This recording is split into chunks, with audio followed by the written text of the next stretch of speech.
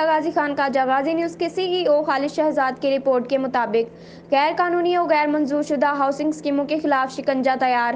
غیر قانونی اسکیم مالکان کے خلاف اب مقدمات درج ہوں گے۔ Deputy commissioner Dera Ghazi Khan Zeeshan Javed in action. ایک نجی اسکیم کا گیٹ مسمار اور دوسری کے مالکان کے خلاف مقدمات درج کرانے کا حکم قانون سے کوئی بالاتر نہیں ہے۔ ڈپٹی کمشنر ذیشان جاوید غیر قانونی ہاؤسنگ اسکیموں کو گرا دیا جائے۔ ڈپٹی کمشنر ذیشان جاوید قانونی تقاضے پورے کرنے والی ہاؤسنگ اسکیموں کو فکشنل رکھا جائے گا۔ ذیشان جاوید شہری منظور شدہ ہاؤسنگ اسکیموں میں انویسٹمنٹ کریں۔ Deputy commissioner Zeeshan Javed deputy commissioner کی چوڑہٹہ ملتان روڈ پر ہاؤسنگ اسکیموں کی انسپیکشن۔